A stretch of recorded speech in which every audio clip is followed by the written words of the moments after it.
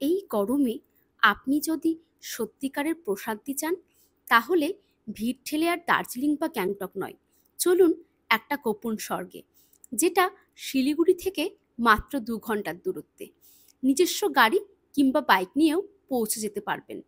এমন একটা জায়গা যেখানে সকালে চোখ মেলে দেখবেন হাতির দল নদীতে জল খাচ্ছে, আর ময়ূর এসে বসেছে আপনার রিসর্টের ছাদে। এই জায়গায় আপনি থাকবেন একবারে আইল্যান্ডের ওপর। চারিদিকে পাহাড়ি নদী বয়ে চলেছে, আর মাঝখানে আপনার কাঠের কটেজ। বর্ষার সময় চারপাশটা যেন এক জীবন্ত জলরঙে আঁকা পেন্টিং হয়ে ওঠে। বিশ্বাস করুন, এখান থেকে আপনি ভুটান দেখতে পাবেন চোখের সামনেই। সকালে কুয়াশায় ঢাকা ভুটানের পাহাড়, বিকেলে সোনালি আলোয় ঝলমল। ভাগ্য ভালো থাকলে একটা রঙিন ময়ূরের পালকও পেয়ে যেতে পারেন উপহার হিসেবে। এখানে প্রকৃতি নিজেই আপনার গাইড, আপনার হোস্ট, আর সবচেয়ে বড় কথা, আপনার শান্তি। এখানে আসলে সময় থেমে যায়। আপনি হয়তো ভাবছেন, কিভাবে এত সুন্দর জায়গা এতদিন চোখে পড়েনি। এই রকম অফবিট ডেস্টিনেশন, যেখানে শহরের কোলাহল নেই অথচ প্রকৃতির সব রূপ আপনার পাশে, হ্যাঁ, এখনো আছে। শুধু একটু খুঁজে নিতে হয়। যারা প্রথমবার গাড়ি নিয়ে পাহাড়ে ঘুরতে যেতে চাইছেন, তাদের জন্য বলছি, এই জায়গাটা একদম পারফেক্ট। তবে প্রশ্ন উঠছে, কোথায় এই জায়গা, আর এর আশেপাশে পথে কি কি দেখা যাবে, সেটাই বলছি আজকের গল্পে। আমরা 4 দিনের একটা ছোট্ট ছুটি নিয়ে বেরিয়ে পড়েছিলাম, আর ভেবেই নিয়েছিলাম এই 4 দিন অন্তত 3টে নতুন অফবিট জায়গা এক্সপ্লোর করব। ট্রিপের শুরুতেই আমরা বেছে নিয়েছিলাম ডুয়ার্সের এই মনোমুগ্ধকর জায়গা, ঝালং। ঝালং একটা শান্ত ছোট্ট পাহাড়ি গ্রাম। পাহাড়ের কোলে ঘেঁষে ঝর্ণা ও নদীর শব্দে ভরা এই জায়গাটা যেন শহরের কোলাহল থেকে একদম দূরে একটা শান্তির আশ্রয়। এবং আমরা যেখানটায় ছিলাম তার নাম গ্রিন আইল্যান্ড। গ্রিন আইল্যান্ড রিসর্টটি ভুটানের পাহাড় আর নদীর একদম ধার ঘেঁষে বানানো, প্রাকৃতিক সৌন্দর্যে মোড়া এক জায়গা।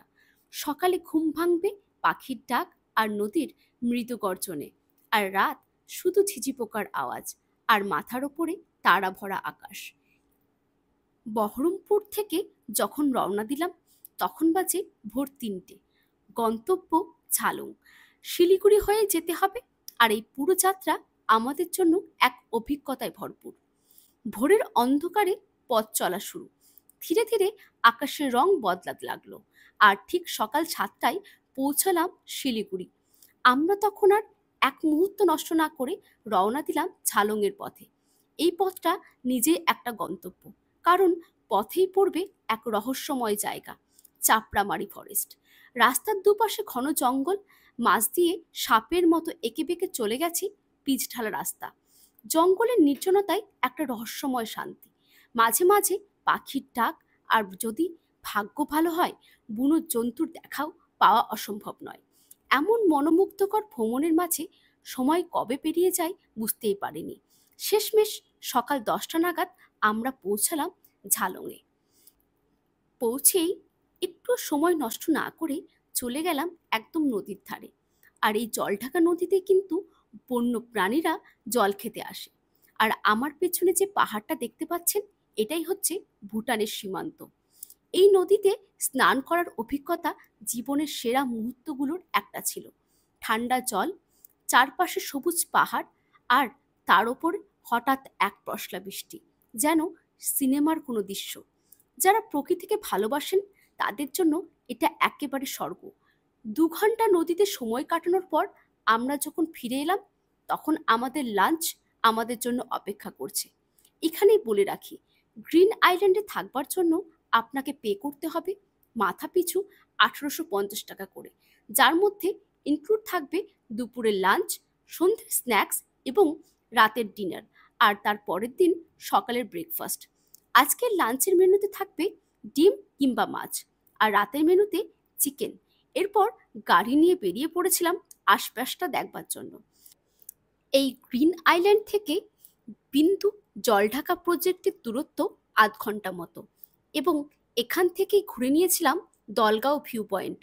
দলগাঁও থেকে ভুটানের বাড়িঘর, রাস্তা, মানুষজন সব একদম স্পষ্ট দেখা যায়। এতটা কাছ থেকে ভুটান দেখার অভিজ্ঞতা একবারেই আলাদা। একদিকে ভারতের প্রকৃতি আর অন্যদিকে ভুটানের সৌন্দর্য একই ফ্রেমে ধরা পড়ে যায়।